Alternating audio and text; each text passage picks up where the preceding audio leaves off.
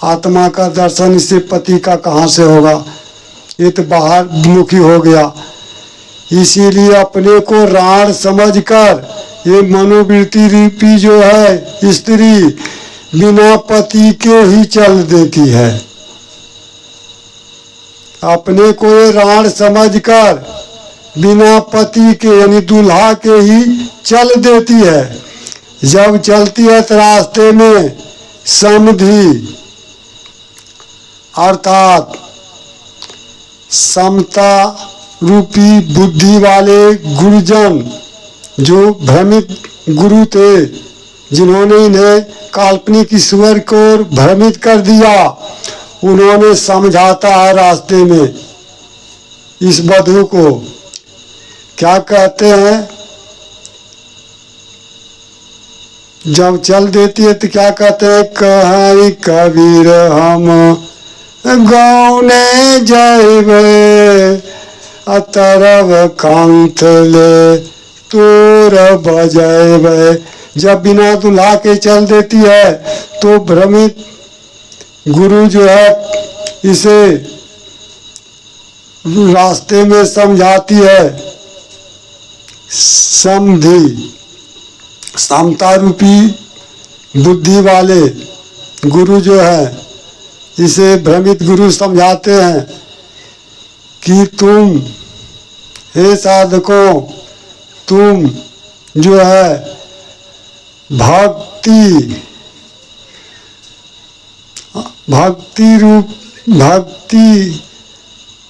श्रेय रूपी भक्ति करो, तब तुम्हें भगवान प्राप्त होगा। एक कल्पित गुरु कह रहे, भ्रमित गुरु, हे साधकों, तुम प्रेम रूपी जो है श्रद्धा रूपी भक्ति करो भगवान की, तब तुम्हें भगवान प्राप्त होगा। अर्थात जब तुम मरोगी तब ब्रह्मलोक प्राप्त होगा, स्वर्ग जाएगा और वहीं तुम्हें भगवान का दर्शन होगा, भेंट होगा। इसलिए यहाँ कह रहे हैं, कहे कबीर हम गौने जाइबे अतरव कांत ले तोर बजाइबे।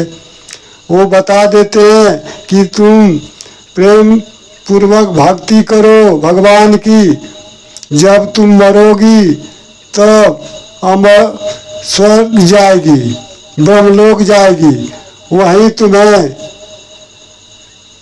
पति भगवान प्राप्त होगा, मिलेगा।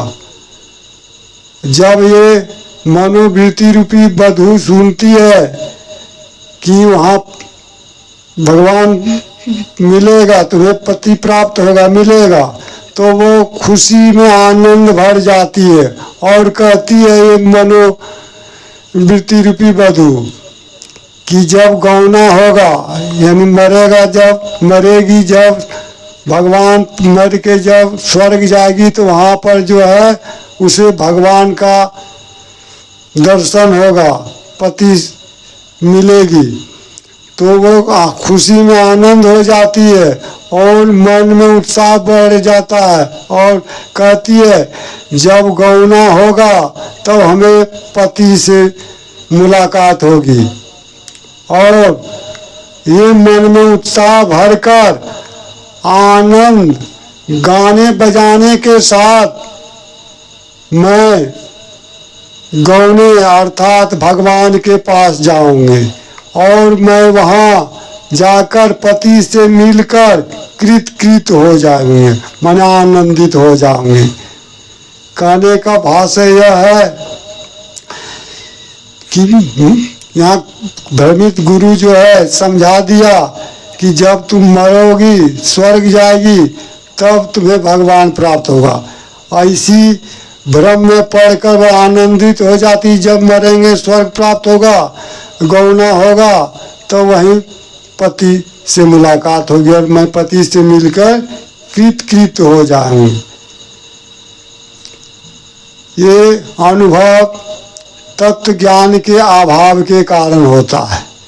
यदि ये मनोवृत्ति आत्मा में विलीन हो जाए तो आत्म स्वरूप का ज्ञान हो जाएगा, अर्थात संसार का बंधन छूट जाएगा।